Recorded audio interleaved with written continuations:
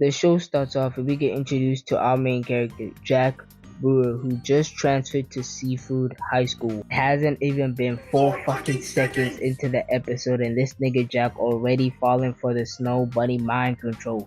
Got this nigga doing Ronaldo level tricks.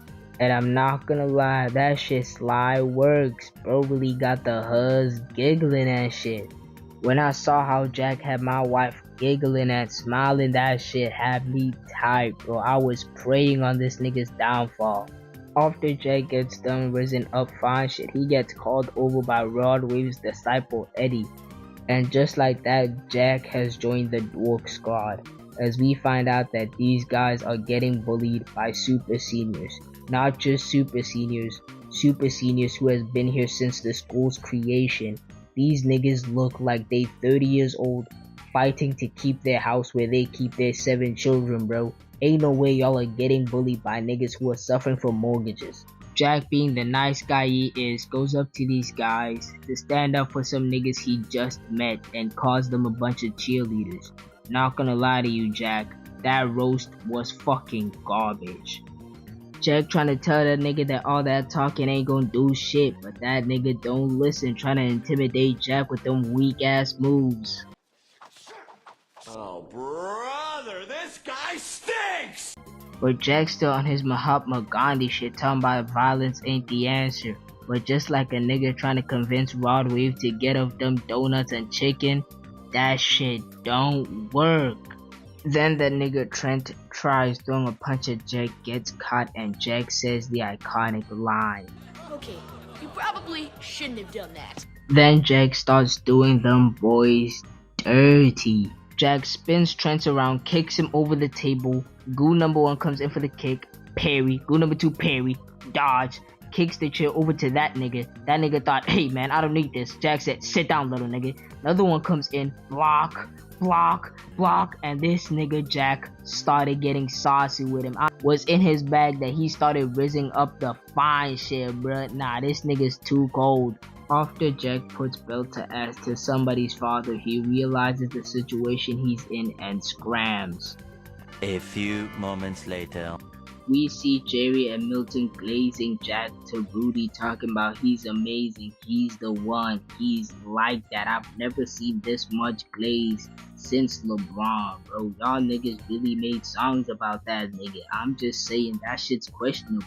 Almost like Jack could feel the glaze, he comes in busting through the walls when he was running from the mall cops. Rudy turning into an evil light skin, manipulating Jack, telling him if he joins his JoJo, he will limit his juvie time. Not gonna lie to y'all, when I heard this as a kid, I thought, oh, what a nice guy Rudy is, but now that I know the context, this nigga really manipulated a 15-year-old. Evil work. After some unimportant shit happens, we see Jack in the Black Dragons training JoJo with Kim trying to use her evil magic to turn him to the dark side. Even giving bro a custom bow staff. Now they're treating this man like a D1 prospect. It must be nice.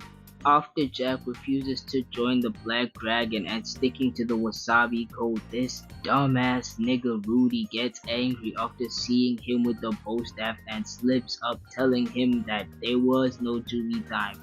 Jack would have been banned from the mall.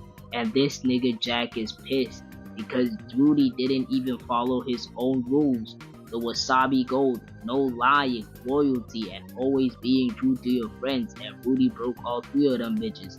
So Jack says, fuck them niggas, blah blah blah. Jack forgives Rudy and he returns back to the Wasabis. You would notice if you're watching this video, but we all know what we're here for.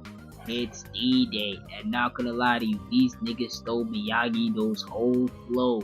Y'all really think I was gonna cover all those bumps? No, we're gonna jump into Jack shit, bro. Fuck them niggas. We start off and Jack already putting Riz on my wifey, nigga. Get away from her, bro. You can't handle all that. And we all know what happens with these karate type shows and movies, bro. The coaches be taking shit too far, bro. The Black Dragon coach telling Trent to turn Jack into a Steve Hawking cosplayer, telling him to take that nigga's leg so he can't compete. And even though Trent does what he says, that nigga stands up and start acting like he ain't the one that told him, kicking Trent out. Not gonna lie to you, They say never trust your niggas. That nigga really said fuck you nigga, and but Jack, being the coldest nigga in this whole show, decides he can do it with one leg, running up and using his hands as momentum to kick that shit away, bro. Nah, this nigga Jack is cold.